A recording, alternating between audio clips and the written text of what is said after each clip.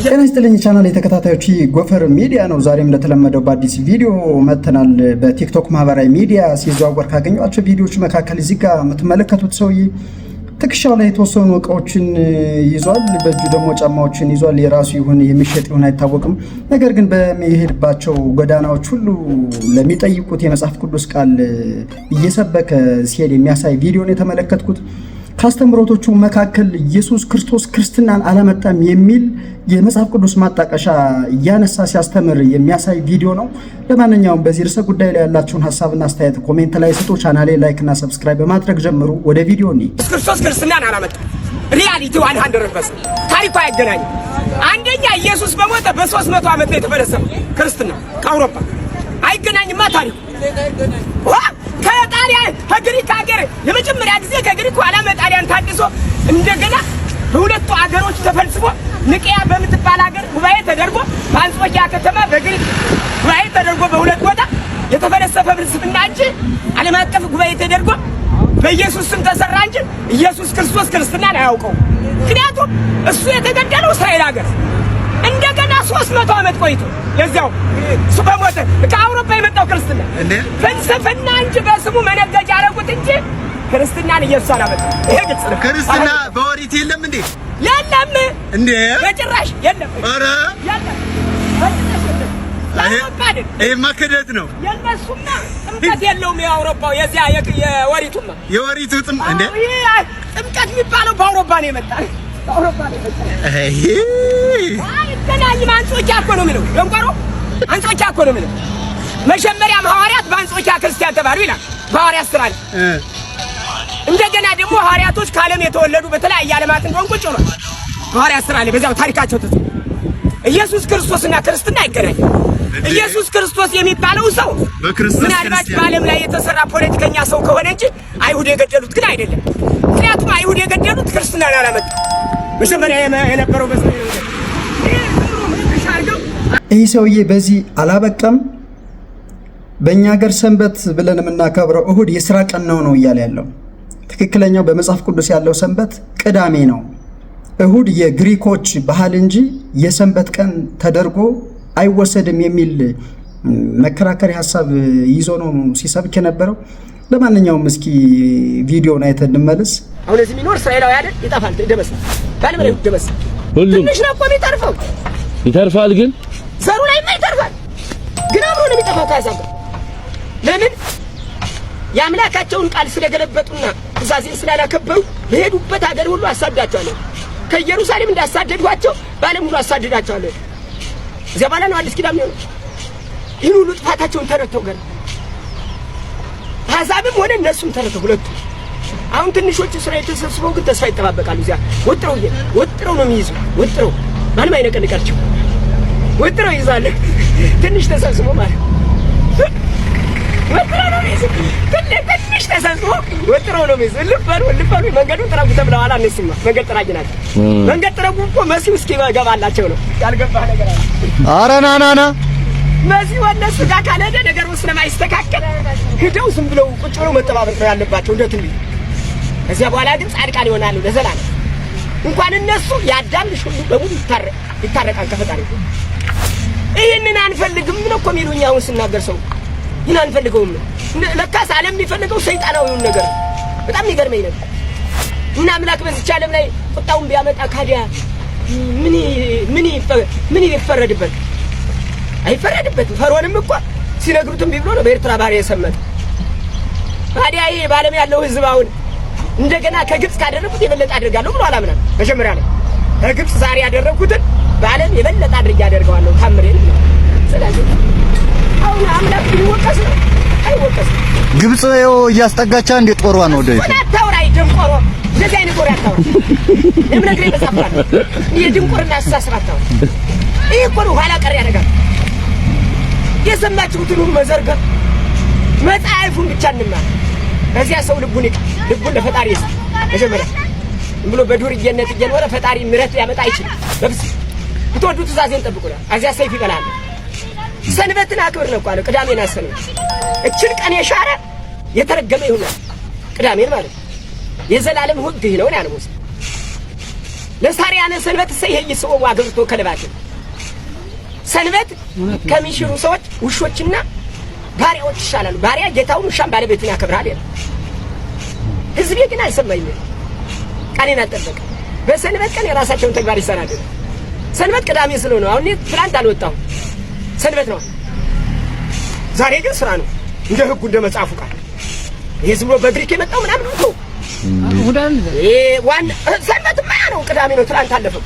ይሄ ግሪኮች ባህል እሁዴም እንደምን የግሪኮች ባህል አይደል?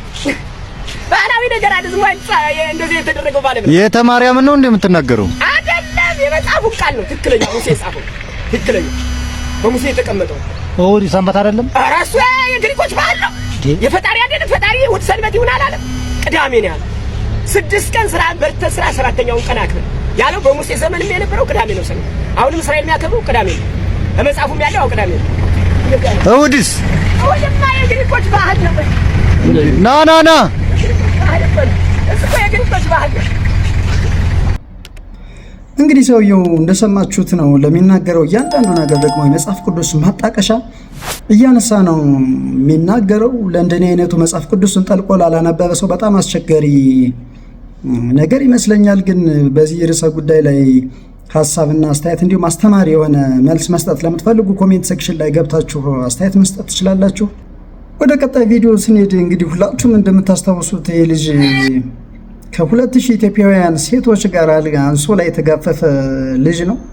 እንግዲህ አድዋ አልጋ ላይ ቢሆን ኑሮ ከሱ ውጭ ማንም አይከበርም ነበር። ለማንኛውም ይህ ልጅ ከጆኒ እና ከዚህ ጋር ከምትመለከቱት ልጅ ጋር ቦክስ ካልገጠምኩ የሚል ፉክክር ገጥመዋል። በጣም ኃይለኛ የሆነ ዛቻና ማስፈራራት እርስ በራሳቸው እየተደራረጉ ይገኛሉ። ለማንኛውም እስኪ ቪዲዮአቸውን አይተን እኔ ወደ ስፖርቱ የመጣሁት እንደነዚህ አይነት ቲቪተኞችን ስነ ስርዓት ለማስያዝ ነው። እናም ደግሜ እላችኋለሁ ማንኛውም ስፖርተኛ ነኝ የሚል ሰው ለኔ ቻሌንጁን ማቅረብ ይችላል። በመጀመሪያ ግን ጆኒን አፉን ማዘጋት ፈልጋለሁ። ለአንዴና ለመጨረሻ ጊዜ ፉከራ አልፈልግም። የተግባር ሰው ነኝ። ንቃተ ህሊናን ንቄ ትቼዋለሁ። ፈርቶኛል። ስለፈራ ትቼዋለሁ። ስለሱ ቪዲዮ አልሰራም። ጨርሻለሁ። ነገር ግን አሁን አለው እያለች ያለችው ጆኒ ስለሆነች ለሷ ማሳየት ፈልጋለሁ። ሎኬሽን ላክ ምናምን እያልሽ ነው አ ይኸውልህ ችግር የለውም።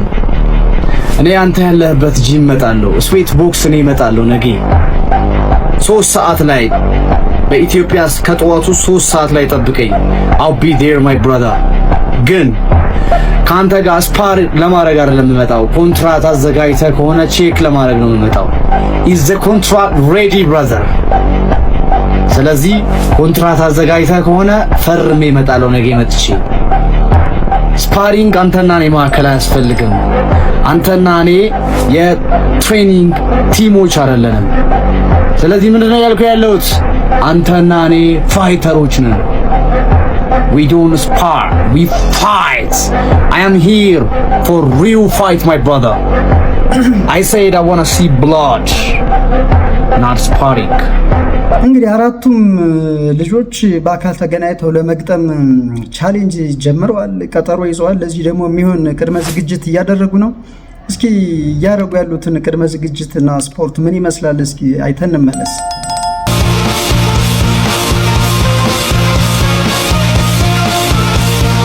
ከፈለክ ያለህበት ጋር መጣለሁ፣ ግን አጠገብህ ሁኜ አንተን ሳልጎዳ መቀመጥ አልችልም። እኔ ለእናንተ ፋይት ለማሳየት ከፕሮፌሽናል ወይ ደግሞ በጣም ጎበዝ ከሆነ ኪክ ቦክሰር ወይ ሞይታይ ፋይተር ጋር ነው የምገባው። ያን ሳረግ ደግሞ እጎዳለሁ። ንቃተ ህሊና እዝናረ ፋይተር የኔን ቴክ ዳውኖች አያስቆም። የፈለገ ፕራክቲስ ያድርግ፣ የፈለገ ያጥና። እኛ ስንት ዓመት ለፍተን ያገኘነውን ችሎታ በአንድ ሳምንት በሁለት ሳምንት ማክሸፍ አይችልም። it's just possible if he comes here ማንም አይጎዳውም።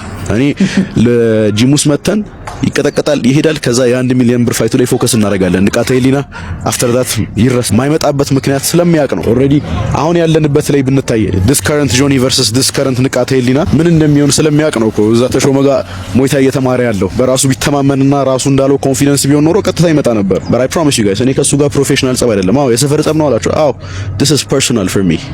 this is የሰፈር ጸብ። አንዳችን እንገባለን እንወጣለን፣ ዳኛም አያስፈልግም። ይሄ ስፖርታዊ ጨዋነት ምናምን የምትሉት ነገር like at this point we've crossed and now we've come too far. This is personal. ይሄ ፕሮፌሽናል ስፖርት አይደለም። ፕሮፌሽናል ስፖርት የ1 ሚሊዮን ብሩን ፋይት ስናደርግ እናሳያቸዋለን። but until then ንቃተ ህሊና I'm waiting for you. I'm easy to find. ከፈለክ ያለህበት ጋር እመጣለሁ። ግን if you expect face off ምናምን ካንተ ጋር ለማድረግ አጠገብህ ሆኜ አንተን ሳልጎዳ መቀመጥ አልችልም. It's just impossible. face off ለማድረግ ትግስቱም የለኝም። ግን ግባ እንጋደል። ከዛ በኋላ ጓደኛ አረጋለሁ፣ አሰለጥናለሁ፣ አስተምርሃለሁ። መጀመሪያ ግን ሃምብል ማድረግ አለብኝ። ውሃ ውስጥ የሰመጥክ ነው የሚመስልህ። ለማንኛውም 3 ሳምንት ትሬን አድርጎ መምጣት ይችላል ማለት ነው።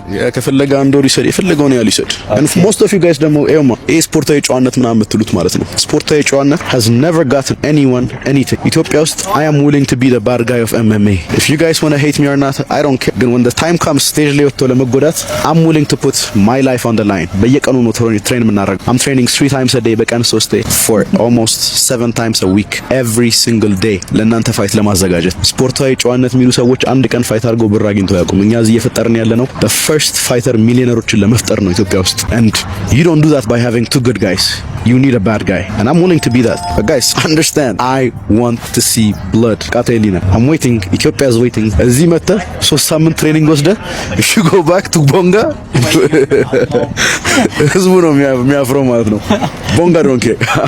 I'm counting on you and I hope you don't let us down because people want to see this. All right, bro. What's the word? Yeah. Oh.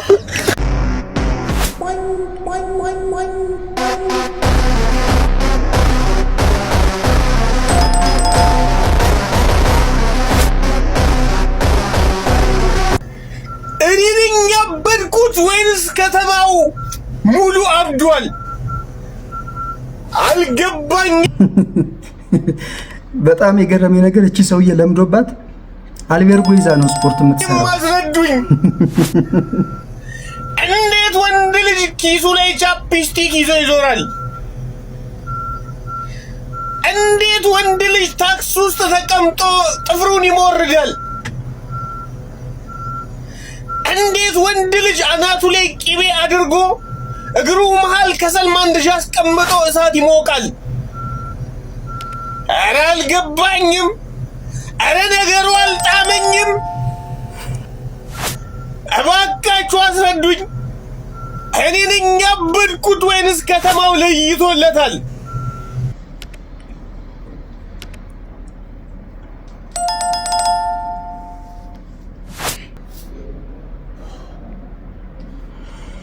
ለማንኛውም እንግዲህ ማን ያሸንፋል? ከአራቱ ማን ያሸንፋል? ለማንኛውም እስኪ እንግዲህ ከአራቱ ተፎካካሪዎች ማን ያሸንፋል የሚለውን ሐሳባችሁን ኮሜንት ላይ ያስቀምጡ። እንግዲህ በቀጣይ ደግሞ በአካል ተገናኝተው የሚገጥሙ ከሆነ ተመልሼ ቪዲዮ ሰራላችኋለሁ። ለዛሬ ያዘጋጀሁላችሁ ቪዲዮዎች እነዚህን ይመስላሉ። ቻናሌ ላይክ እና ሰብስክራይብ ማድረግ እንዳትረሱ። በቀጣይ በአዲስ ቪዲዮ መለሳለሁ። እስከዛው ድረስ ይመቻችሁ።